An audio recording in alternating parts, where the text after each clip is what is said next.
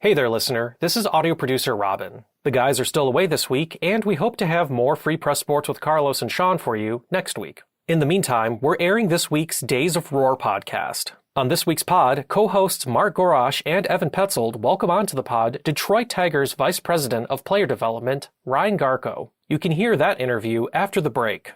Before that, the guys talk the highlights of Riley Greene's recent play and the continuing struggles of Spencer Torkelson. Later in the pod, you can also hear Evan's interview with top draft prospect Max Clark. We hope you enjoy this packed episode of Days of Roar.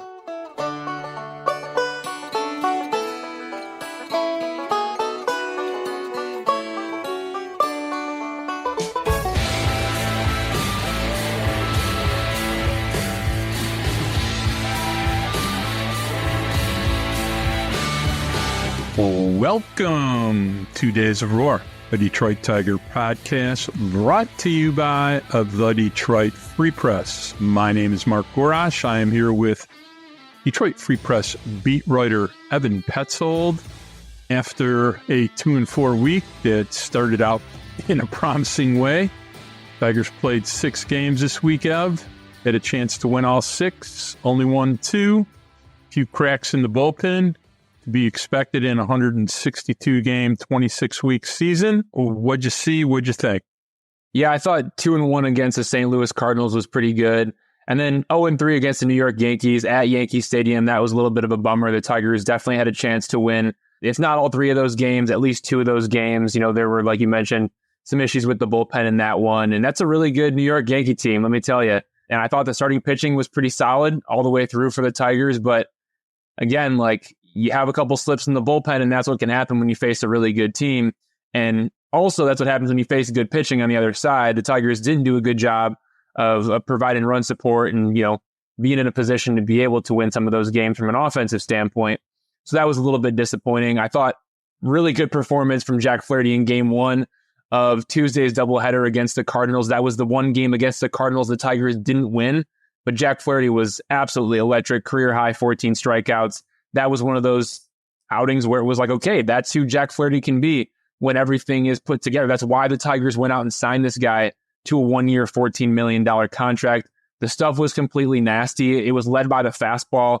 He was pumping 95 plus in the first inning. And, you know, don't forget, he used to pitch for the Cardinals and he came up with the St. Louis Cardinals. He was a Cardinal through and through until last year's trade deadline. And so he was pretty amped up coming into that game. I'm going to be very interested to see if he's going to be able to replicate that again in his next time out. But that was just an outstanding performance from Jack Flaherty.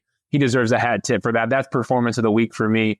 But yeah, 2-4 record this week, and the Tigers find themselves in an interesting spot going to Cleveland to play against the Cleveland Guardians. Tigers have an 18-16 record. That's 4th place in the American League Central, trailing the 22-12 Cleveland Guardians, 19-14 Minnesota Twins, and 20-15 Kansas City Royals. Shout out to the Tigers for a winning month in April, but it's been a rough start so far in May. The Twins, meanwhile, they won 12 games in a row before that streak was snapped with Sunday's loss. The Tigers are about to go play 3 games against Cleveland. So this is going to be a really good test to see, 1, where is this team at? And 2, is there an opportunity to make up some ground in the division after 3 losses in a row coming out of New York? Want to be a big boy, you got to play big boy baseball. So they're in games. Now they got to start winning some of these games, and that's going to require 2 things. It's going to require more hitting, for sure.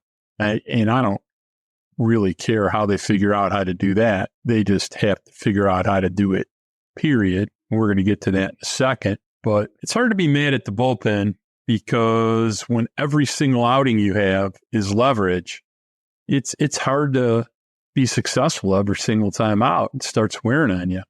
I mean, today's game, the Yankees executed, the Tigers did not when it was winning time. I mean, yes, the rain was a problem. Yes, the field conditions were a problem. Yes, it was a joke that they even played the game. Come on. But that goes for both teams, Mark.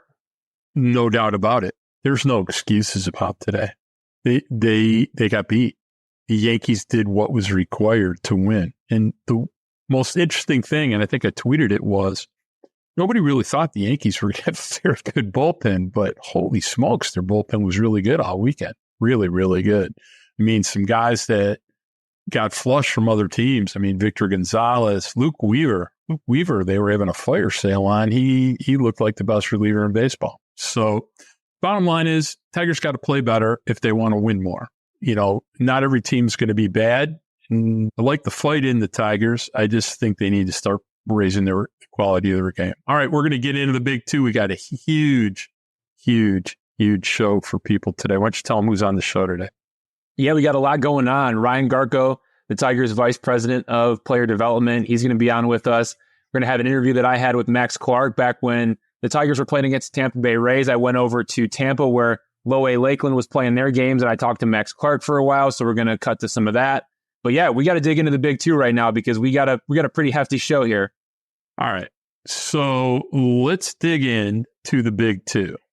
First question of the big two is a lot of fun, which is how good is Riley Greene right now? And how bad is Spencer Torkelson right now? So let's discuss it. I think that's big two, question 1 and 2 combined just because we're short on time. But how good has Riley Greene been? Well, 9th in baseball with a 170 WRC plus. It's Mookie Betts, Shohei Ohtani, Alec Bohm, Jurickson Profar, Tyler O'Neill, Juan Soto, Jose Altuve, Salvador Perez, and then Riley Greene. He's tied for 10th in baseball at 1.7 F-WAR. Mookie Betts, Juan Soto, Gunnar Henderson, Alec Bohm, Shohei Ohtani, Bobby Witt Jr., Stephen Kwan, Jose Altuve, L.A. De La Cruz, Salvador Perez, and then Riley Greene. He's also second in baseball with a 16.9% walk rate, only behind Bryce Harper, ahead of names like Mookie Betts and Juan Soto and Aaron Judge, Kyle Tucker, Freddie Freeman. Top 10 in isolated power and on-base plus slugging percentage. Top 15 in on-base percentage and slugging percentage. Look, Riley Greene has been on an absolute tear. He's on fire right now, and it's so much fun to watch. And it doesn't just feel like, okay, this is going to be Riley Greene for a week and then some bad at-bats. It feels like we're starting to see this now going on 2 weeks where Riley Greene is looking pretty good. He's absolutely demolishing fastballs because he's on time for fastballs. His swing rate has dropped significantly from 46.8% in 2023 to 38.8% in 2024. And as a result, he isn't chasing as many pitches outside of the strike zone. So he's continuing to make the same amount of contact when he swings at pitches inside the zone, comparing last season to this season. But basically, he's just not swinging at many pitches outside the strike zone. So he's either A, taking walks, or B, doing damage on pitches in the zone. He's being more selective, and it's really paying off. And on top of that, Riley Greene always talks about wanting to get the ball in the air more. Well, his ground ball rate, it's dropped from 49% in 2023 to 43% in 2024. His fly ball rate, it's jumped from 22% in 2023 to 27% in 2024. That's why he already has 8 home runs in 34 games, on pace for 38 home runs this season if he plays 162 games. Last year, Mark, he had 11 homers in 99 games. That was a 162 game average of just 18 home runs. Riley Greene is on pace for almost 40 homers. So look, we're watching this guy become an elite hitter as a complete hitter. It's happening. Enjoy it, people. Tell your friends, tell your coworkers, make sure your kids are watching this stuff. Riley Greene is going to be an all-star. He might even get MVP votes. Heck, he has a chance to win the damn thing if he keeps doing this. Riley Greene's playing good ball. And to Scott Harris, do whatever you can to lock this guy up to a long-term contract extension. As long as you believe he can stay healthy into the future and isn't Grady Sizemore 2.0, this is a blast right now. This is the Riley Greene that everyone has hoped for, and he's finally coming into form. Well, let's add a couple of things that we didn't discuss, which is Baseball Reference. He's 2.3 WAR, which is second among all position players in baseball. He has an 18% barrel rate, which is the top 3% in baseball, 18.3%. And, bottom line, he's just absolutely killing mistakes, killing baseballs, and, never seems to get anything when it's unimportant. It's all when it is important. So I'm going to bask in it. This started April 26th of 2023 and went on until he got injured the first time. And he just about started his ascent in 2024 about the same time. But this is what's frustrating though, Mark, is because you do look at, and again, this is the second part of the big two, right? Like this is question two, is it's the Spencer Torkelson component of all of this. Is when these two guys were coming up, it was okay. These are going to be the new Bash Bros. These are the guys coming up, right? It was like Mize, Manning, Skubal, and then it was Spencer Torkelson, Riley Greene. Now it's Kevin McGonigal and Max Clark. But these are the two guys that were supposed to come up and anchor this thing together. And Spencer Torkelson hasn't done it. Okay, he hasn't been that guy yet. Riley Greene has been that guy, and Riley Greene is continuing to grow into that guy. Spencer Torkelson has been pretty frustrating. Now, I know Cole Keith is actually the worst hitter in baseball with a 16 WRC+, which ranks 175th among 175 qualified hitters. Parker Meadows doesn't qualify, but he's not too far behind. But the point is, Spencer Torkelson ranks 158th among 175 hitters with a 62 WRC+. He also ranks pretty low with his minus 0.6 F4. It's bad offense combined with bad defense. I combined Spencer Torkelson's spring training numbers and his regular season numbers. It's a 193 batting average with 0 home runs, 16 walks, and 52 strikeouts in 51 games, a span of 196 trips to the plate across spring training and the regular season. The quality of contact, it's not 1-1 quality. The approach, it's not 1-1 quality, right? This is a guy who was the number 1 overall pick in 2020, and he's supposed to be the real deal, and he's supposed to mash. He's late on fastballs, and he's early on off speed because he's getting caught in the middle. We're seeing him looking like a statue up there at times with all of his first pitch takes. It's a 25% swing rate on the first pitch. It was 29% last season. So he's not as aggressive early in counts. It's causing him to get burned with some first pitch strikes that basically puts him down 0-1 in the count right off the bat, which has been a problem, right? And then the timing is an issue. He hasn't been on time for fastballs, which reminds me a lot of the 2022 season. Now, he was on time for fastballs in 2023, and look what happened. He hit the ball hard all season long, and he ended up turning it on and hitting 31 home runs. Now, Torkelson can hit 30 home runs again, and he can do it this season, but he needs to get on time for the fastball, and the fact that it hasn't happened yet, despite nearly 200 plate appearances since the beginning of spring training, is extremely concerning because, Mark, this isn't year one. This isn't his rookie season. This is year 3 coming off 30-plus bombs, and the Tigers are trying to win games. He needs to get on time for fastballs. And until that happens, it's not going to get any better. Another issue, too, is like his swing, and maybe it's that groove swing that he has. It can't seem to make contact with those down and away sliders that are painted on the corner.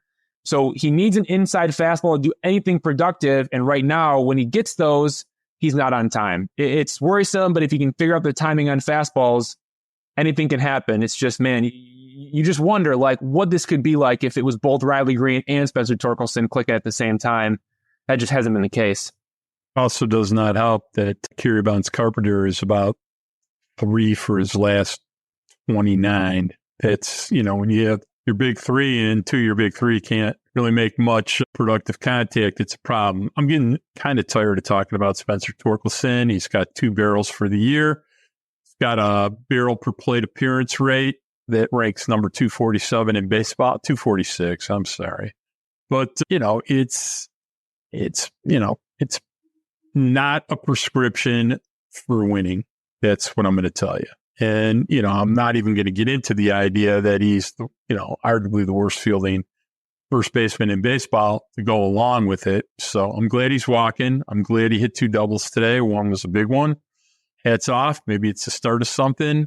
I do want to address something you and I have talked about, which is AJ Hinch did express some frustration, which is highly unusual for AJ Hinch to actually sort of call a player out in the press. And for those of you that are unaware what was said, he was asked about Torkelson yesterday in New York. He basically said, I've moved him down the lineup. The next thing I guess I can do is sit him down next to me. And as somebody that talks to AJ Hinch almost every day, give me your 2 cents about that. I mean, when it comes to what AJ Hinch said, like, I don't really take that as a, like, look, like it's AJ Hinch is going to be honest. Okay. That's the first thing that like we have to understand here is that AJ Hinch, he doesn't bullshit his players.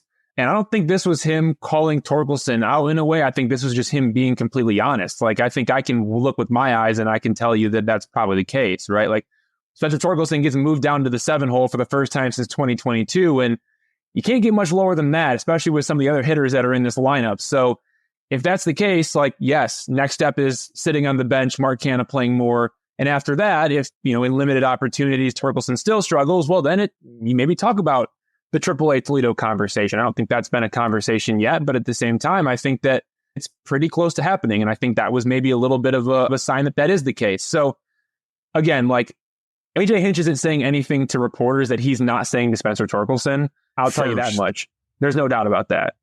He's saying it to him first. 100%, 1000%. But again, I think this is also AJ Hinch affirming that, like, yes, what his eyes are telling him is exactly what our eyes are telling us. And he's not feeding, he's not feeding fans the baloney of like, oh yeah, like the process is really good. Like everything is great. Don't worry. He's going to turn it on. It's going to be okay. Like AJ Hinch isn't that kind of guy. Like he's not going to bullshit you. And I really respect that about him. And I think that's exactly what he was doing there. He was calling it like he sees it. To me, best manager in baseball. So I will promise you, we got Ryan Garko coming up next. And I want everyone to know we're going to discuss how difficult it is to make the transition from AAA to the major leagues. So all our loyal Days of Roar listeners and amateur GMs who think it's a piece of cake to bring a guy up from the minor leagues, plug him in and have him do better than what's being done up here. Poor news for you, which is not really. And if you want to say try it, well, the Tigers are 18-16. They're off to a pretty decent start, and it's not a tryout camp anymore. So you can forget about all that. And when the day comes when AJ Hinch feels like Parker Meadows, Colt Keith, and especially Spencer Torkelson are not better than the alternatives, you'll be the first to know because, people will be being recalled from the minor leagues and these guys are going to get sent down. Don't expect it to happen too soon, though. All right. We're going to go to speak with Ryan Garko. We'll be back on the other side. I'm excited to do this, and we'll be back in a minute.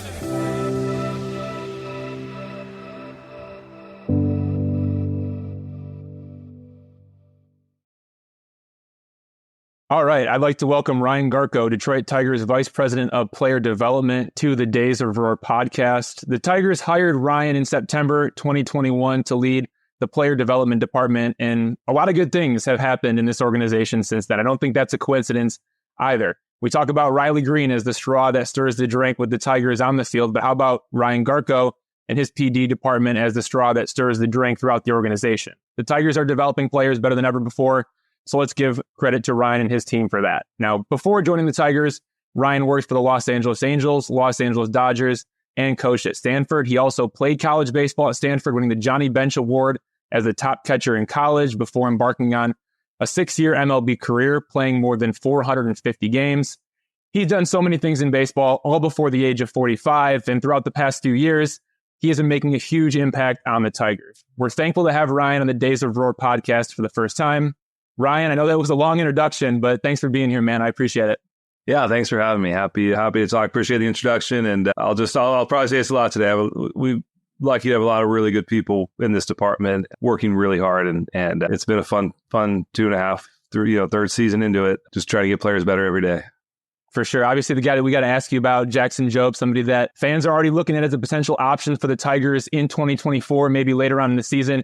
He just went down with a left hamstring strain. I'm not sure how much you can say about that, but can you walk us through for him, maybe where he's at in the recovery process, his development last year, what the development plan is like this year, especially coming off the back injury that he had that limited him to less than 80 innings last season? Like, where does he go from here? How have you guys tried to build him up and take care of the body? Yeah, it's been fun watching Jackson grow from a young, pretty raw, young, not very filled out high school draft pick with tons of potential into I think a young man that's going to have a really big impact in Detroit really soon. He's filled out. I mean, the amazing thing, I think it was last year in the fall league.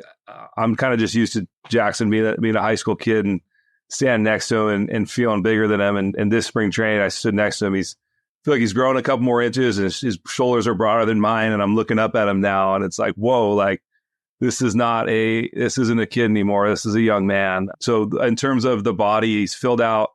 He's really strong. He's so athletic. One of the things I think Jackson shapes, and he's so coachable because he's so athletic. He was a high school shortstop. I think a lot of times, we joke around how unathletic a lot of pitchers are. He's the opposite, like an incredible athlete and able to make quick adjustments. The hamstring strain, we're digging in on sort of the why behind it. He's down in Lakeland now where we have the most resources. We have a pool where he can get in. He got in the pool already and started the rehab. We anticipate, pretty normal recovery. It's something he'll have to work diligently to get through. But I think the most important thing is we just want to make sure the hamstring's 100%. So that he doesn't change his throw at all when he does come back. And we, sometimes a pitcher, if they have those lower half injuries, they can change their throw a bit. But we'll get through it. And we trust our rehab group to take care of Jackson, get him back on the field at 100%. I think in terms of the stuff, we all saw it this spring training. It was a massive jump. I think you had guys like, Skubal and Mize and Manning watching him, and it is different. We've all been around, even for someone like Skubal's different too, and Jackson, it's the command, it's the shapes, it's the velocity, it's the arm action and just the arm speed on the pitches. I think the slider gets a lot of attention, but the changeup and the cutter have become really, really strong secondary pitches. So it's a true 4-pitch starter arsenal. And the changeup really, I think, is going to give him weapons against left-handed hitters that will, keep him pretty platoon neutral. So, there's still work to do. Like I thought he was kind of coming around in Double-A. The last 7 innings were really good.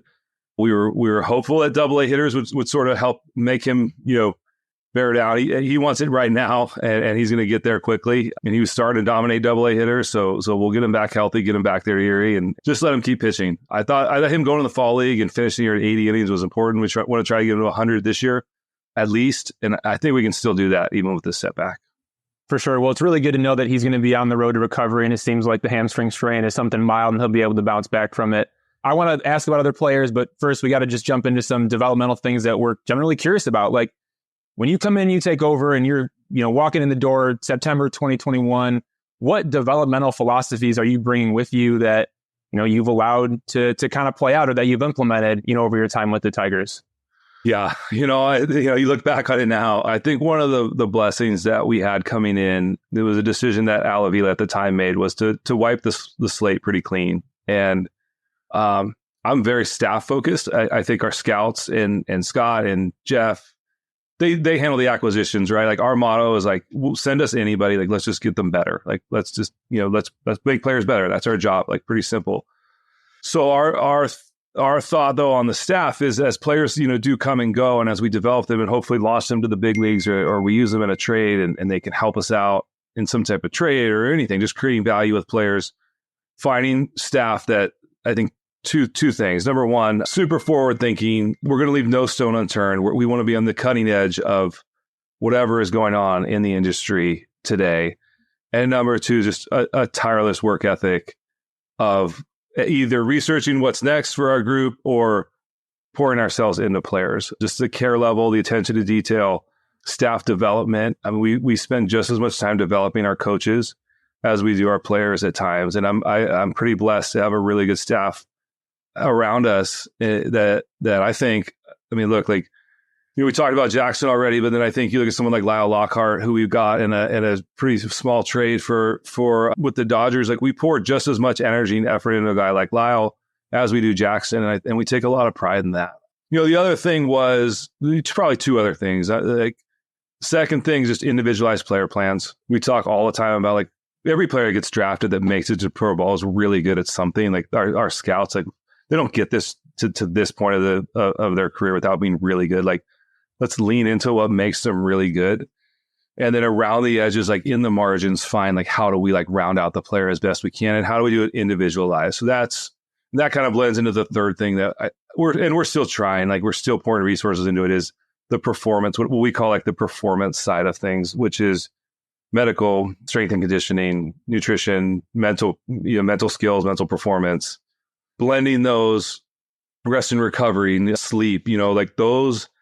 That sort of nebulous like performance area where every place I've been, I think that is the area amongst the other 29 teams where we can be elite. And I also think like players feel that, and like making sure players, they feel taken care of here when they see players from other clubs, like they tell them like, hey, they're taking care of us. Like we stay in nice hotels, we eat well, we have 2 trainers at every level. We're going to start having multiple strength coaches at every level. Like our mental performance group is always checking up on us. The players feel that. I mean, the baseball is going to happen every day. We have to play every night at 7:00. How we prepare those guys and then how they recover and get ready for the next game. Like we have a ton of influence over that. And I think that is an area we're going to keep working on and where we have gained a lot of ground. So the performance side is what you probably can control. I mean, obviously, some other thing, I'm curious about the process of building a system.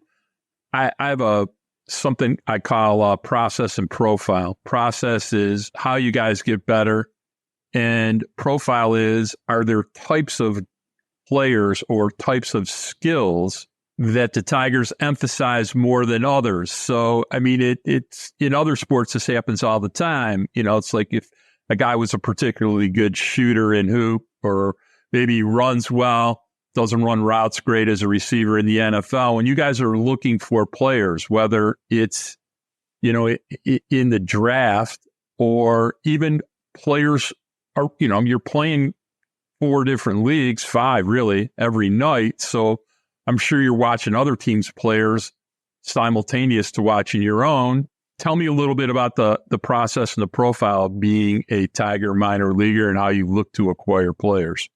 For sure. I think, look, Scott Harris said it the day he was hired at his press conference. The dominate the strike zone mantra is it's real. Like it's real at every level. It's real every night. It's in every meeting we have, like every pregame meeting and every postgame review meeting we have with a hitter or a pitcher. The strike zone is still front and center. And I don't think that's ever going to change. And I agree with it, like wholeheartedly. Like when Scott talks about it, everything good or bad on a macro sense happens around the strike zone. If so, like our floor for a hitter, right, is are they, you know, if you don't swing at strikes, it doesn't matter how much power you have. It doesn't matter how much bat speed you have. It doesn't even matter how good your contact ability is. Like swinging at strikes is a foundational part of our offensive approach. So we talk about it in a lot of our review sessions and our player plans, like the pitches you swing at, which we also feel like, I truly believe like the hitter has complete control over that, right? So like I get to pick the pitch I swing. As good as pitching is now, as much stuff as guys have, and every throw is like all power all the time, like I still get to pick if I swing or not. So that is still foundationally what we talk about with our hitters most of the time. Now, like we definitely have hitters in our system that have a lot of power and a little bit of swing and miss, and we still look, those guys can still be very, very valuable players. We're going to lean into what, like I just said, into what the hitter does really well. Jose De La Cruz is a hitter in Lakeland. He has more power than maybe anybody on our major league team. Like we just got to get him to make better decisions swinging strikes. And if Jose can just swing at more strikes and make more contact without losing the power, like that starts to become like a super interesting player, right? It's like those are the kind of conversations. And we have guys who put everything in play. They make decisions. They just don't have any power. That's Wenceel Perez, right? Wenzel's goal 3 years ago in High A, West Michigan, was Kenny Graham. Just really, some of it was a swing change. Some of it was an approach change. Some of it was just a mindset of like, Wenceel, you're never going to leave West Michigan unless you can hit the ball harder. And just then it just becomes like coaches doing what they love to do and a player buying in. And he just kept getting better and better and carried it all the way through AAA. So, I mean, I think that's kind of the conversations we get to have every day. You know, pitching side, it's the same thing. Shapes and strikes is kind of the mantra. And then velocity is sort of like the third piece of that key. But again, like if you can't throw strikes, it's hard to move up through our system. We like to strike people out, but just as much we like not walking people and giving up free bases. And then, you know, one thing that we do talk about shapes. I think we have a pretty good idea of what shapes play in the major leagues. And then we can look at the shapes a pitcher is creating and sort of envision what that arsenal might look like as they move up to the higher levels. And Toledo with ABS now and how good the hitters are and the small strike zone, like gives us a really good look at how a pitcher's stuff is going to play in the big leagues when we know hitters are going to bring them in the box and not chase. I wanted to go back to something you were discussing about Wenceel Perez, and I think it lends itself to some things we wanted to talk to you about. The Tigers have some players in their system in a similar career arc that, you know, Perez was, which is stuck at lower levels, maybe more skill, overproduction right now. And I think sometimes people don't truly appreciate the game is so difficult, but translating those skills into production on the field, I'll throw out a couple names early about that. You brought up Dela Cruz being one. A lot of skills, hit and miss on the production because he's still learning how to hit strikes. But now let's throw in Campos and Santana going through a similar learning experience. Skills are there, especially Santana obviously knows how to walk, right? And can hit the ball pretty hard. Struggling to make consistent contact. Sometimes guys get it quickly. Sometimes guys take years. But talk a little bit about those two guys to add into the Dela Cruz talk. Yeah, definitely. Yeah. A little different. Campos they're both young for their league, right? So we've been pretty aggressive with both of them. Campos, I think it really comes down to whether it's a contact point and these are just like, this is what we do every day, right? We talk about this all the time. He hits the ball on the ground too much, right? He hits the ball really hard, but he hits the ball on the ground a lot. He does make pretty good decisions. And he does hit the ball hard. He just is, and like, that's Justice Bigby 2-3 years ago, right? Just is very similar, just a lot of ground balls, but like really interesting. Like, hey, this guy, he's doing everything we like except for hitting the ball on the ground too much. And that's Roberto's still his challenge. Now, is it a swing change? Is it an approach change? Like, this is why the minor leagues exist, right? Our hitting coaches and him and our coordinators, like we talk all the time about, do we just try to set the contact point out in front more? And some nights he does that. And that's when we see him driving balls gap to gap. Is it something with his stance? Is it something with his setup? Like, we have all kinds of tools that we can use to gauge like how we get him on plane and through the ball. And we try to be pretty objective. The one thing I really like about our hitting group is we can all watch video and start, thinking about, hey, like, why don't we try this? Why don't we try that? Sort of the more traditional hitting program that probably I played in, but Kenny Graham and his group, we have Hawkeye now at every stadium, which is a pretty big investment from our ownership, that we can objectively see what really is happening with the player's load and with the bat, and it'll track the bat. And so with Roberto, we just talk, it's like, it's get on plane, stay on plane, get the ball in the air. Santana, it's pretty incredible. It is like great decisions. Like you said, like the walks and just the swing decisions are great.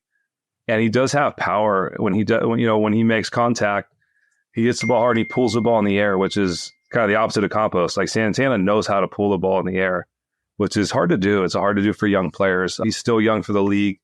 There's just some swing and miss. And I do think with Santana, it's a swing thing. It's a setup. It's the load. It's where the hands start and the bat's not, the bat gets in and out of the zone pretty quickly. And we have really good people working with him all the time on getting a move that gets his bat in the zone and keeps it there. He can at times just come across it a little bit. And as we work, and as another young player, like, and so he's right where I think he needs to be. I wouldn't have changed anything that we've done with him, because he clearly mastered, the FCL, and the walks would have been, too high. So he's right where he needs to be. We've just got to find a swing that he can repeat, like find a repeatable swing that makes more contact. And he knows that, and he shows it. I think with both those guys, the exciting part is series by series, we look at it, last 7, last 14, last 30, when they start having these stretches that we're doing everything we ask, where they just starts becoming like, how do we do this over, 100 at bats and not 15 or 20?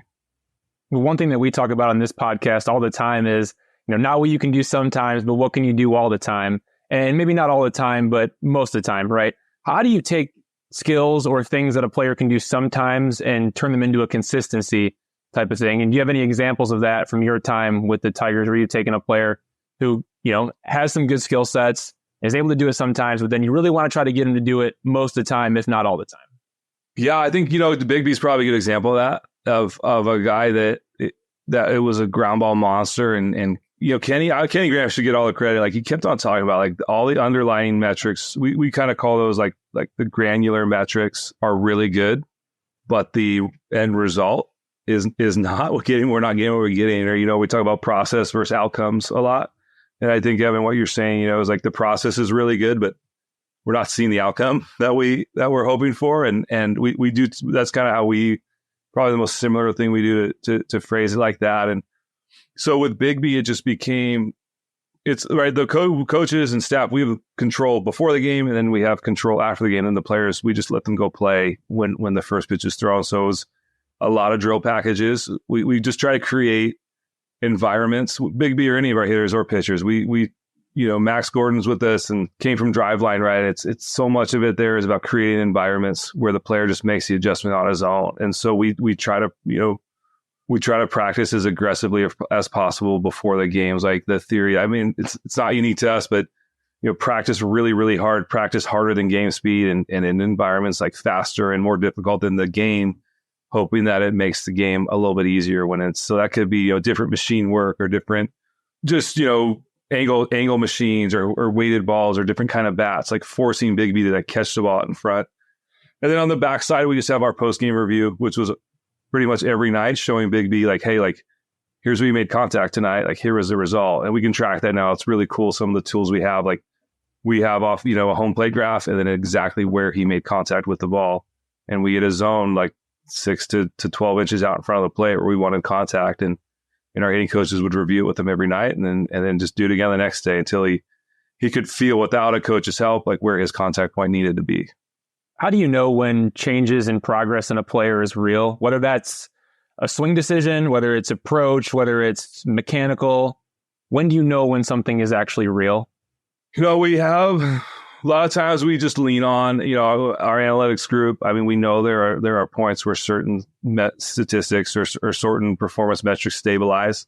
And so, something like WRC Plus takes a lot of at-bats to probably about 300 plate appearances to really start getting excited about. But there's other things like exit velocity, launch angle, exit velocity. There's things that usually hold once the player starts showing that at much faster clips. So we have stabilization rates for all of our metrics, and they kind of then once we start getting, you try not to get too high or too low about a player. We have calls every week with our pitching and hitting group, and we do talk a lot about trends, both long and short term trends, but then always stay grounded in the stabilization rates of where these stats become real. And we have, I'm a former player, former coach. I'm probably more traditional, and I always have really good people around me. Pete Bransfield's our assistant director.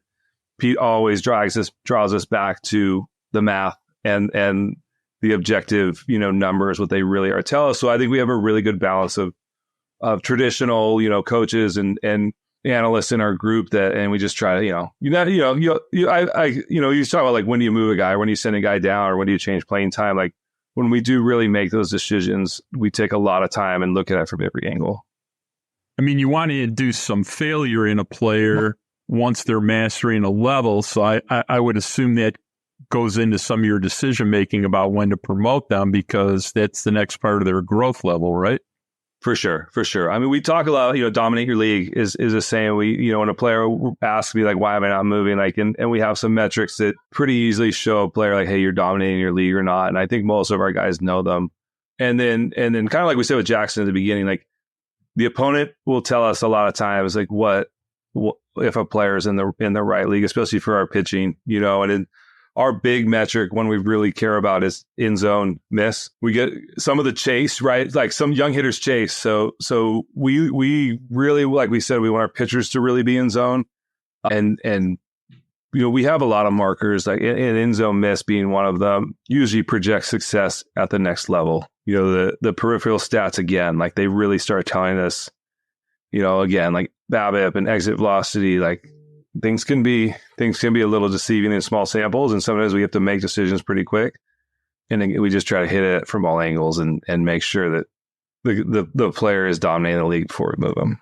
All right, we're going to do an express round on a few player names. But before we do that, I want to ask you a question. Look, for people that aren't familiar with Ryan Garko's career, he was a catcher at Stanford. And I think when you went into pro ball, you were a catcher too for a while, right? Yeah, I caught all the way to AAA. I moved. Right. I moved in the big leagues. Yeah, for Victor Martinez signed a long deal, and I had to find a new spot. So, but we do know that catchers are the Mensa members of baseball, right? I mean, catchers are the smart guys in baseball. I mean, look at AJ. Look at you. So I'm just curious, because catchers have a unique perspective about a lot of things about the game, especially if you call pitches back there. There's a whole chess part and thinking part of baseball that catchers do that a lot of other players don't do nearly as much as a daily part of their skill set and job. And I'm curious, listening to AJ talk about this, I'm curious how much impact being a catcher has on your philosophy of scouting your own players, developing player development things. I mean, catching gives you a lot of insight into a lot of things about baseball. I'm curious how it impacted your player development thought. You always talk about how many catchers, current managers are former catchers, right? And I think AJ and I talk about this. Is it, the chicken and egg theory? Is it we all got stuck behind the plate because we showed at an early age that, we had a little bit better grasp of the game, or is it catching all those years helped us, become better, strategy and kind of you're looking out and like seeing the whole field. I think it's a little bit of both, and I do think the one thing that I've really been that I enjoy and I think I like to be able to do is all the catching. Those of us that are catching is like I think we can relate to pitchers, pitching coaches, pitching strategists, and just as easily as the hitting guys and talk about offense and talk to that side of things. So I think one of the things that like so many managers so well in terms of game strategy or managing a bullpen, just talking to pitchers. Like pitchers are, we have some of our outfielders, like they don't even want to talk to the pitchers just because the less you can interact with some of those guys, the better. So I think to be a catcher, you have to be a good communicator. Like you have to be able to handle a staff. You have to be able to work with your advanced group and probably in some manner your front office. I mean, all I did with the Angels was our advance, and I was bringing all the information down from the office to the players and the catchers. It was Max Stassi and Kurt Suzuki were the best combo I have, and like those guys are both going to be in the game forever. Kurt's retired and working in the Angels front office, and it does seem natural. Like we talk all the time, just catchers in our system. Oh, like this guy will be a great coach, or this guy will be a great scout, and I think it's just all the interactions you have to have. The position forces you to have that help round out your ability to stay in the game when you're done. Okay, now I'm curious because you just went into talking about yourself a little bit, and I know Mark asked the question, but I'm really curious as well. Like, did you always want to do player development stuff? Like, did you always want to run a department like this? Because you played, you've coached, you've managed in the minor leagues. Now you're leading a player development department. Were you drawn to that as opposed to staying in the dugout as a coach or a manager? Or you maybe like the idea of juggling both or maybe being able to have one foot in each avenue moving forward? Like, where did this kind of come from for you? I think I have a real passion for player development. I do really like, I'll say, I guess all I'll say is in 2016, when I went to go work for the Dodgers, I think they were going through a very similar transition to what we did in Detroit in 2021, and that Gabe Kapler was hired. It was probably like a pretty old school group, in LA, and Gabe got to clean the slate and bring in a lot of new coaches. And I was fortunate to be one of them. And I watched that system transition into, it was fun. It was a fun group of guys. Like Chris Fetter was there and Brandon Gomes. And I mean, there's a lot of coaches that have spread out. George Lombard was there. I mean, there were so many guys that have spread out and done other things. And then, I got a chance to be a head coach in college and go to Joe Madden's staff. And I think that this opportunity was so unique that when it came up, it was, hey, like, we know we need to make some changes. You're going to get to hire people, like be pretty aggressive and be pretty creative in how you build out a system. And we're going to give you the resources that you want to do it. I think the uniqueness of this opportunity it kind of came out of nowhere. I think when Al called, I certainly wasn't expecting it. And the more I started looking at the opportunity, and even Chris Illich's, wanting to develop from within and how to really have a sustainable team, like all of that, it just lined up. I think my time with the Dodgers, I had always had in the back of my mind, hey, if I ever get a chance to lead a department like that, where we have the freedom to be pretty aggressive and creative and bring people in from, we have former high school coaches, we have guys that have coached in a facility that have never put on a uniform in their life that are coaching in the upper levels and doing a great job. Like we got to go out and hire and develop and promote some like really, really interesting and I think like super high ceiling staff. And that's what, so I just saw a lot of parallels to what we did in LA, and that was a lot of fun. And we're trying to do the same thing here. With that being said, how has the player development department with the Tigers evolved since you joined in 2021? And then even then, like, how has it been enhanced since the Tigers hired Scott Harris as president of baseball operations, back in 2022? Yeah. I think a lot of it just goes to, Scott's brought a whole new layer of ideas and challenges for us. Scott's one of the most, for me being a former player and, him being coming through as an executive, he's one of the most player-centric executives I've ever been around. And the player experience in Detroit, and then anybody that puts on a Tiger uniform, he's really emphasizes the player experience. And so we've really doubled down on, when I talked about the individualization of player plans and of how we treat players. We want our players to brag to the other 29 teams, whether they're in low A or triple A, or obviously in Detroit, that the Tigers are pumping all the resources available into them. So some of that's just been technology.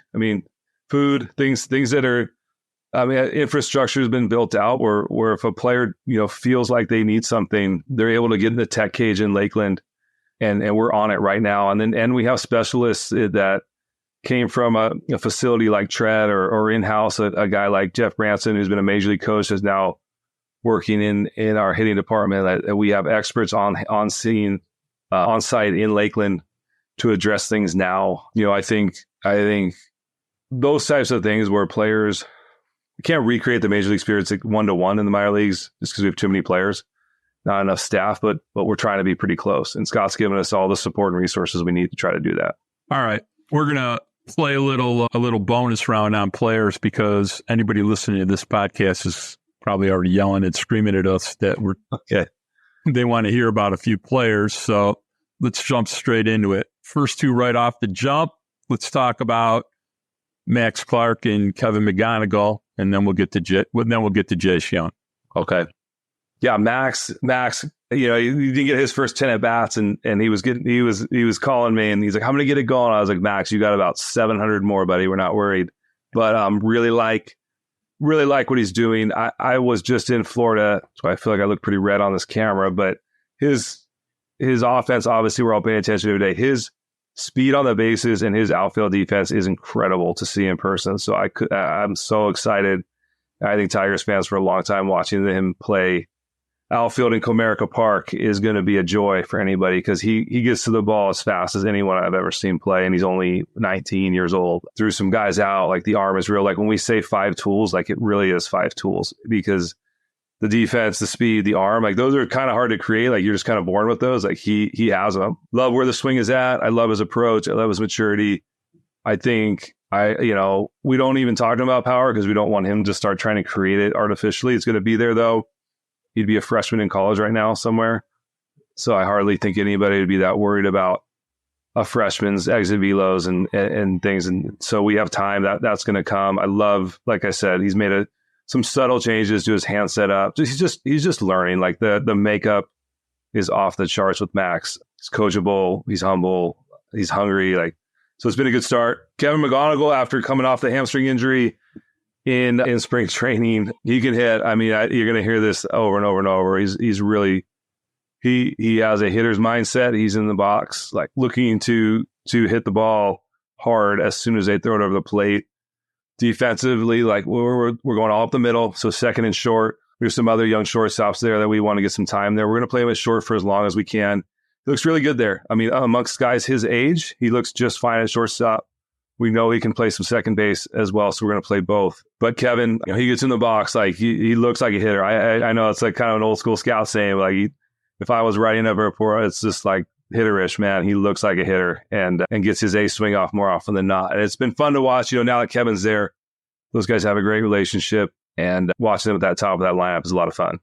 Talk about Briseno, because if we're going to talk about the 1-hitter and the 2-hitter, we might as well talk about the sweetest swinging 3-hitter. So yeah, he's, again, I think I'll start with defense again. I spent my time when I'm with the younger players, I will actually go down and do a little more baseball sort of skill work than I would at the upper levels. But I talked to him about catching. I was sort of that fringy, like, could I catch, could I not player all along, and told him, he knows, like, he wants to be a catcher. We want him to be a catcher.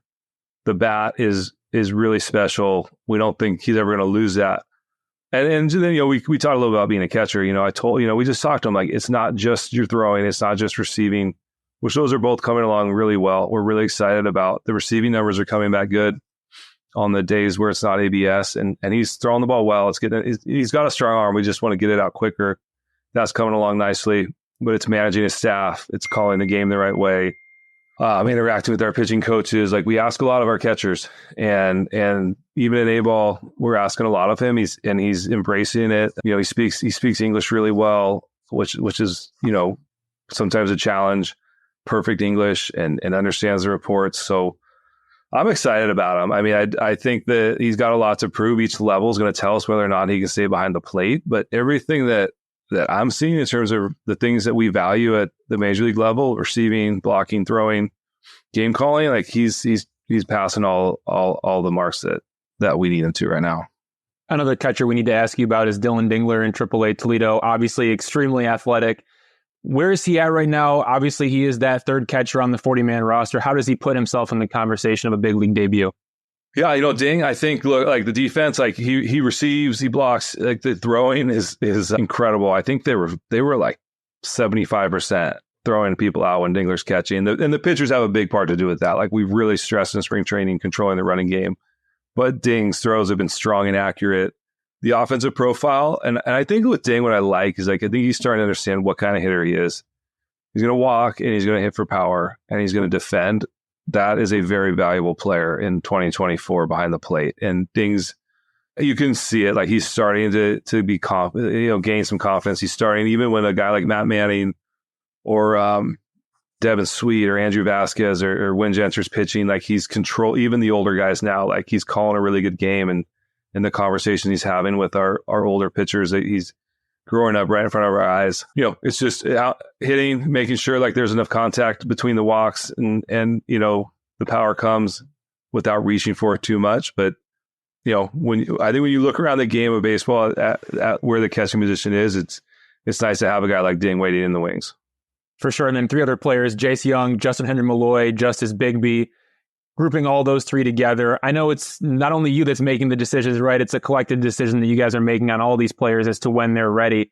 But what are you looking for out of each of those players, Jace Young, Malloy, Bigby, and how they make that next step and get to the big leagues?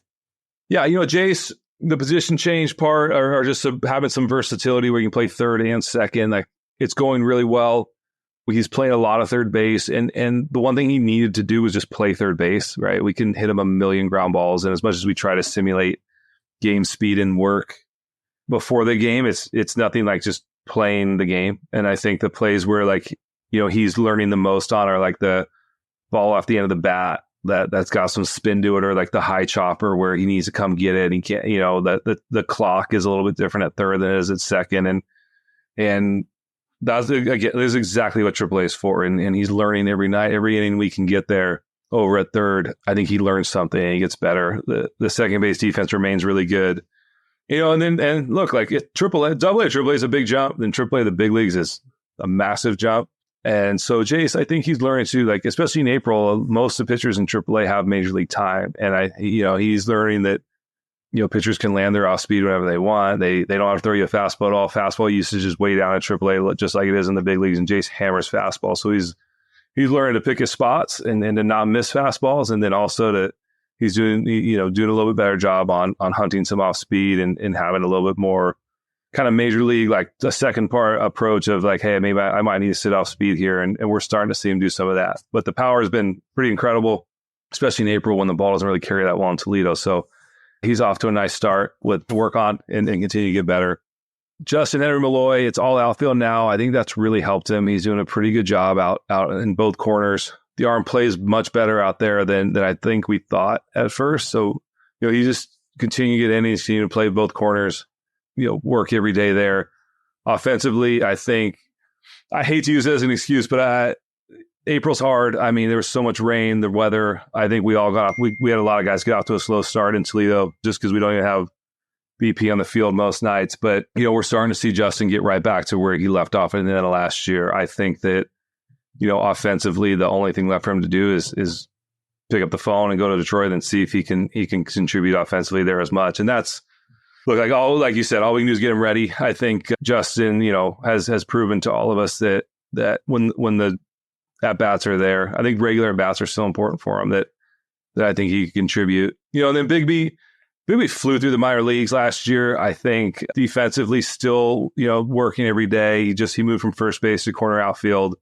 He is the one guy I will say the top line numbers didn't start off great in April. All of his underlying numbers, we have already talked about a little bit, process and outcomes. Like his underlying numbers are really good. You're starting to see his top line numbers get better. He was just pretty unlucky the first 3 weeks. Bigby's got, it went so fast. I think now he's starting to realize, like, you go from like the like fun story of like shooting through the system out of nowhere to an established, AAA / major league option. And he's got to start believing that, and consistency of the performance and consistency of the AB need to equal enough for us to really be like, okay, like we think we can get this out of him at the next level.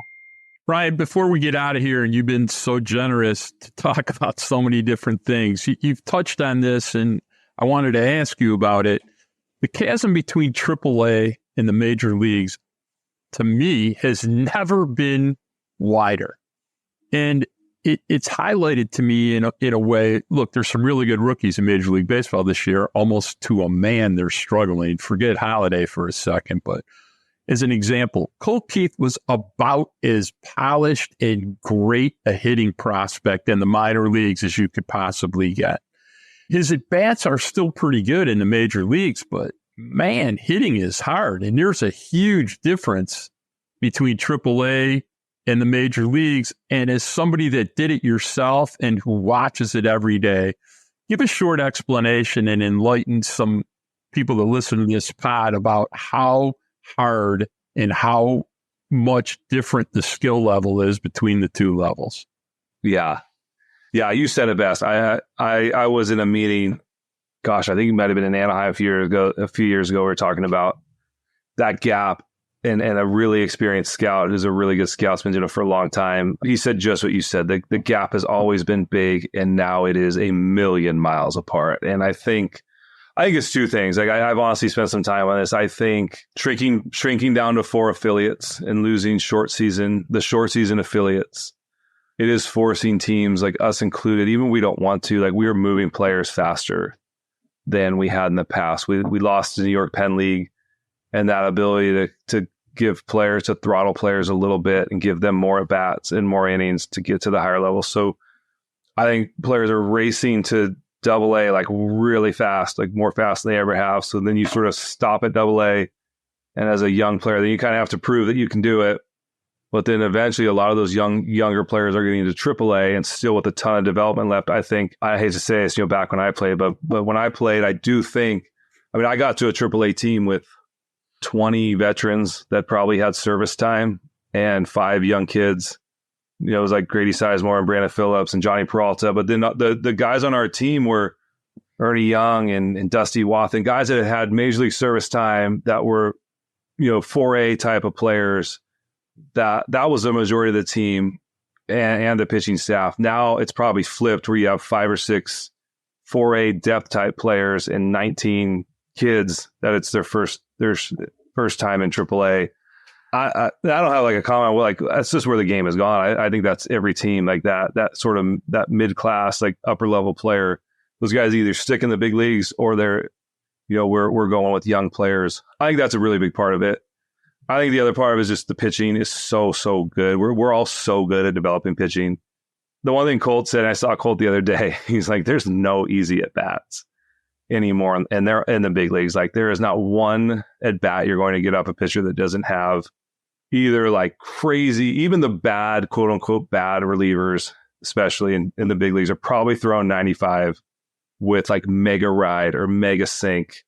And we can create, we can create a lot of really interesting shapes, and guys do throw really hard. And you can go to the Atlantic League right now and find some guys that have probably are throwing really, really hard and bring them in, and major league arms. They're just pitching's. We all know, the pitching's just beating up the hitters now, and there's no way to simulate it in AAA. Like we've tried a million. We talk about this a lot. Like how can we simulate? But how do you simulate? Crochet's release and fastball and that stuff and that slider. Like it's hard to do. And then I remember when Kerry Carpenter got called up, and we were in Chicago, and I just happened to be on the trip, and it was Kopech, Cease, and somebody else throwing 100. And it's like it's like you can never see that in AAA, and that was Kerry's weekend. It's like, hey, there's your 3 starts, like against 3 elite pitchers. You're not gonna see a fastball below 95 with incredible off speed, and then the bullpen's just as nasty. It's hard. The only way to do it is go do it. And I think Cole hit too. I think the underlying stuff's been great. Like you said, the underlying metrics are good. I like his swing, but he's, whether it's Holiday or Colt or any of these young players, until you see it, the pitching jump is bigger than it's ever been. That's really good stuff. Thank you for explaining that, because that's something that jumps out to us all the time, is there is this huge difference. And we talk about pitching being pitching is the part that you're obviously able to tweak with and tinker and find shapes, and then hitting is the reactionary part of the sport. It's almost kind of like these guys are left out there to die sometimes, but that's kind of how the game goes, right? Well, that's all the time we have for Ryan, but look, man, we really appreciated your time. Hopefully we can get you back on the podcast at some point in the future to check in about all these players that the Tigers are developing in the minor leagues this season. It's been great. We really appreciate it, and we'd love to have you back. Ryan, I had a blast. I hope you had a good time. Yeah, guys, thanks for having me. We can just get maybe late in the year and see where all these kids are at. And thanks for having me. I appreciate it. Awesome. We're already looking forward to it. So we'll get you back on again sometime soon. Good to meet you, Mark. You too, man. See you, Evan. I'll see you out there. Everyone, that was Ryan Garko, the Tigers' Vice President of Player Development. There's more to discuss this week, including an interview with Max Clark. But first, let's take a break.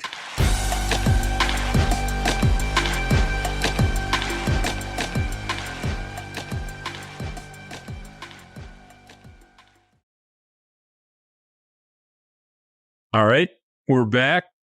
That was quite a great 45 minutes with Ryan Garko. What are your thoughts about that? Yeah, first off, Ryan Garko, I know you're listening, or I'm assuming you're listening. Thank you so much for the time, man. I mean, we were only planning to do like 30 minutes, and it's just, we're a treasure trove of knowledge and content and information.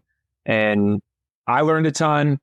To all the listeners out there, I hope you guys learned a ton. I'm sure you did. He was fantastic, man. I can't wait to get him back on again at some point later in the year. A lot of interesting things to say. I hope people understand what a full menu of things goes into making a Major League Baseball player and creating a great player development org, from making it a destination from a lifestyle standpoint to understanding every single thing that goes on with your swing or your pitch shape or your motion or how to deter injuries. We covered pretty much everything besides the performance level of a bunch of pretty much every good prospect the Tigers had. Maybe we didn't include Jaden Ham, which we'll talk about on another pod, but that was pretty great. We got another interview coming up that, as Ev said earlier, Max Clark interviewed him when he was in Tampa a little earlier this year. Had a lot of great things to say, and if you just listen to Ryan Garko, he also had some comments about Max Clark. So we're going to go right to Max. We'll be back in a few. Hey there, listener. This is audio producer Robin here with a quick editing note. We're going to be joining Evan's interview with Max Clark already in progress. And for a little bit of context, we'll start the segment with Evan asking Max about his first hit of the season. Had the first 3 games without a hit, and everyone's like waiting, is he going to get a hit? Is he ever going to get a hit? And then obviously you've settled in real nicely. For sure. I mean, that's just part of the game. When I was playing in Dunedin, I hit 5 or 6 balls over 100 miles an hour right at people. Okay. And that's part of the game. I had definitely like some ups and downs, and I would say that some stuff crept into my mindset early because I had such a rough year last year. But it's like I had a talk with our mental sports science, Aaron Lewis. Okay. We just sat down at dinner one day, and it was like, it's the same game I've played for 18 years. You know what I mean? So I haven't figured anything out. Like, it's still baseball. I'm still growing every single day. And, even big leaguers don't have it all figured out. So, I'm just trusting my process, trying to figure out what I need to do to get out of here, what I need to do to be the best I can be here, what I need to do to be the best for the Tigers, and just trying to grow each and every day as a ball player. How big was that conversation with Aaron Lewis, like you said, and how much is that something you're going to maybe try to carry with you long term? It was huge. Aaron's great. Like he's been with us since last spring training, so he's still kind of new. And, he came right in and hit the ground running. Like, he's extremely nice to everybody. He's always open to talk. Like, he's a text away. He's just super conversational, too. Like, it doesn't feel like you're talking to, someone who's a, master's degree in sports science. Like, he just sounds like a friend who wants to help. But his knowledge is so extended to where it's just any problem you have, you can go to him. That's awesome. And that's a super, that's a big plus to have. Like, a lot of, pro sports, college athletes, they struggle with like mental health. It's a real thing. And so having him by my side is huge because it's just another step that we can use to get to the next step.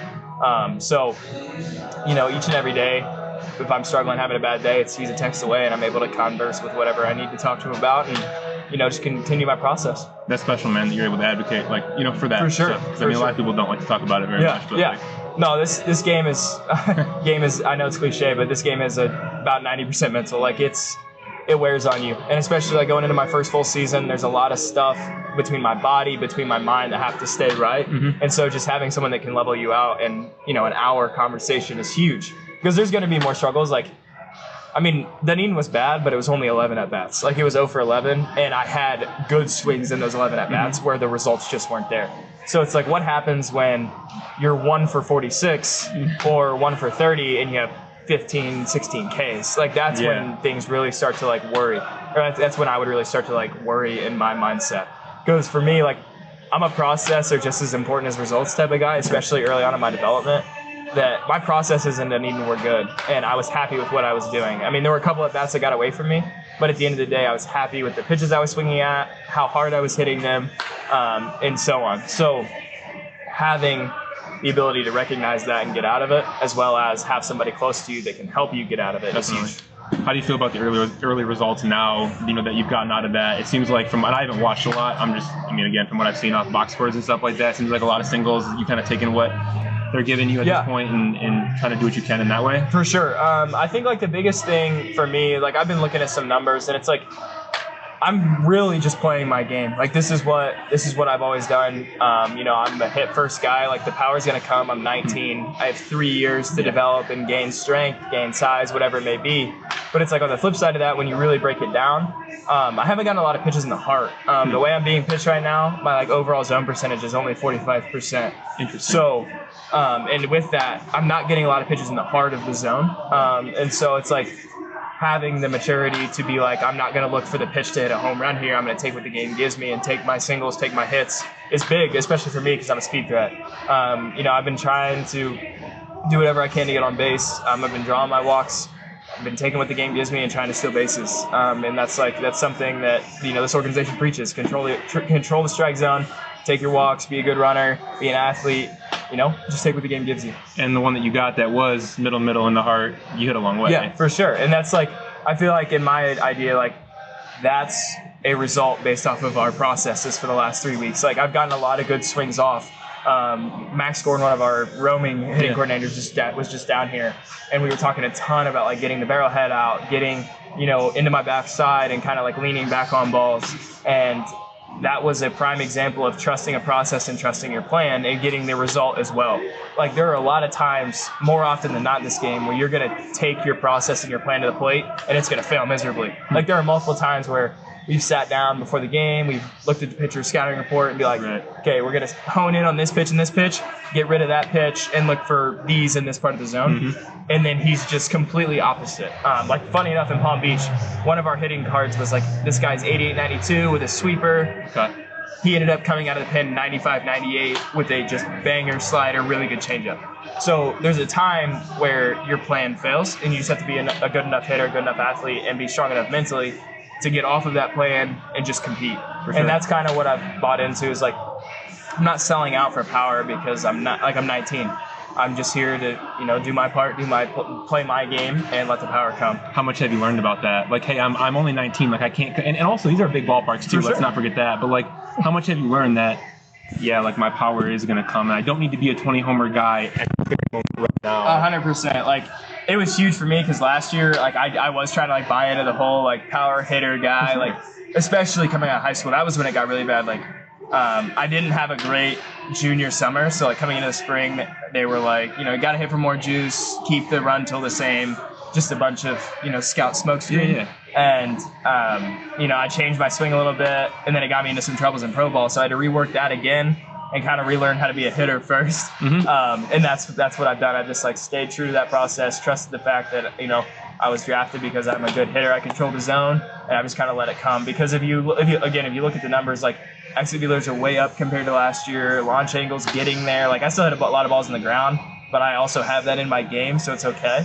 And it's like, in reality, 3 years is when I need to be hitting for juice, not, year one in the Florida State League. Yeah, don't burn them. Don't use them all now. Yeah. And I mean, it'd be great if I, grow into some early, start hitting some more balls out of the park. But it's like the way the game trends, the way my swing trends, the way the exit are trending is that it is coming. It's developing. Yeah. And it's just going to take more work, more time in the gym, a little bit more of a swing, like whatever it may be. We figure that out as we go. That's what I was going to ask. Are you doing anything like consciously to get the ball in the air more, or to your point, like is that maybe not as much of a priority as it might have been maybe like a year ago for you? It's still a priority because there are times where like I get super ground ball heavy, but usually it's not based off of a pitch or anything that gets me to hit the ball on the ground. Like typically it's because my hips aren't working the way they need to be in that swing, or I'm getting out of a swing early. It's actually more on the mechanical side because it's when we broke down the swing of the home run, actually,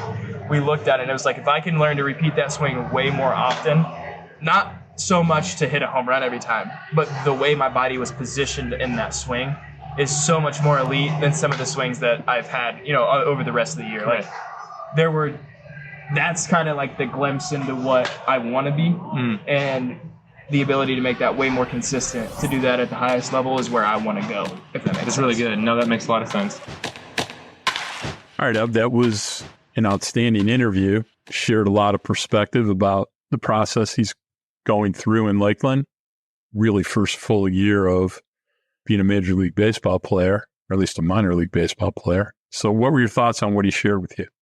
Yeah, I thought it was interesting. Like, this is a guy who, yes, we want to see Max Clark hitting 20 home runs, maybe even more than that. We want to see him stealing 30 plus bags. We want to see him hitting 300. Like, of course, like everybody wants to see that. Fans want to see that. I would love to see that. Max Clark would love to do it.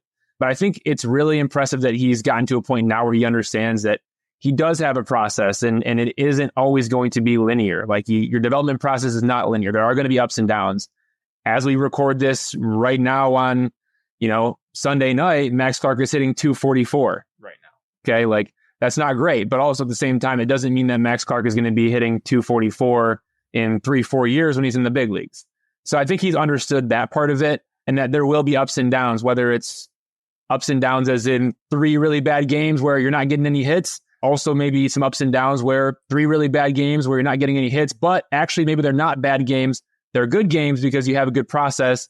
You just didn't end up getting hits. The exit velos were good, all that kind of stuff. You're drawing walks. Like, I think the fact that he's understood that a little bit more is better because, man, pro baseball is really, really difficult. There's a reason that there are only a handful of guys out there who can play it, and a smaller handful who actually can get up to the big leagues. So I like the fact that he's understood his process. He seems like he's in a pretty good headspace, and we'll see how he attacks the rest of the way. What do you think about him, Mark? I think he's got less than 100 at-bats this year. I think by the time I'm going to really start paying attention to how good he is, he'll have 300 to 500 at-bats, and just expect before we really know a little bit about what he might be, he's going to have 700 to 1,000 at-bats. So it's going to be a long process with him. I'd like to bring up Wyatt Langford, who now has 321 slugging percentage. That's slugging percentage in Texas right now after about 100 at-bats. Also just landed on a 10-day injured list. And yes, he did hit 7 dongs during spring training. He has 1 now. So, yeah, the big leagues are pretty tough for anybody that's seemingly in 2024 that is a rookie. Rookies are just getting torched unless your name is Wenceel Perez. But, yeah, baseball's hard, man. Very, very hard. Kevin McGonigal, the number 1A draft choice of 2023, think as Mr. Ryan Garko said, very hitterish, and he's been very hitterish since he came off the DL here last week. It's fun to watch him. Got any thoughts on that?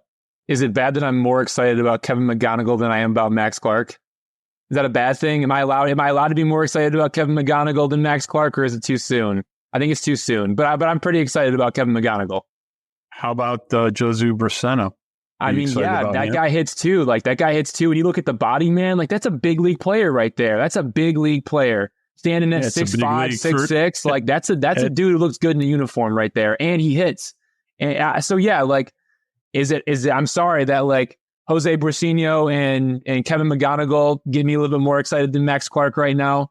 Sorry if that upsets anybody. Sorry that upsets Max Clark, but that's just where I'm at. Like, both those guys have been fun. And Kevin McGonigal, though, like, he hits. So if you're going to hit like the way that Kevin McGonigal hits, and you're going to put up professional major league caliber type plate appearances like Kevin McGonigal does, you're going to move quickly in this farm system. I think we could see Kevin McGonigal make the jump to West Michigan faster than we see Max Clark make that jump. Yeah, I think he's a little more advanced in bat-to-ball skills, and he has a little more consistent swing. I think Max's swing is a work in progress, so the consistency level needs to pick up. I've been pretty vocal about this, but he's so athletic and he's so dedicated. I think over time, he'll be able to make the necessary tweaks to make more consistent, good contact. I'm not even going to discuss hard contact for a 19-year-old yet. So, we'll monitor it. We'll discuss it. I think once a month, we're going to talk about minor leaguers for half the show because I think people like it. And we need to update everybody at how the system is doing. As far as Braceno, we tease that Zach McKinstry is Jordan McKinstry, but let's be really blunt about it. Braceno, there's a lot of Jordan Alvarez in Jose Braceno, to say the least. Excited to pay attention to that. He's been raking pretty well. All right. We need to get out of here. Remember to please like, rate, share, and subscribe wherever you listen to Tiger Podcast, Apple, Spotify, Amazon. Don't really care where, but please listen to us and rate us. You can always find us embedded in every Evan Petzold article at freep.com. We're there all the time. I'd like to thank our executive producers, Kirk Crawford, and Free Press editor Nicole Avery Nichols, and our producer, the man, the legend, the myth, who makes us look good every week, Robin Chan. The GOAT. The GOAT. Love my grandson, the spectacular Braden Michael Gorash. Shout out to Evan Petzold's workout partner and wife, who is doing a good job of taking care of him. I hope he's doing a good job of taking care of her, Savannah Petzold. Till next week, everybody. Peace.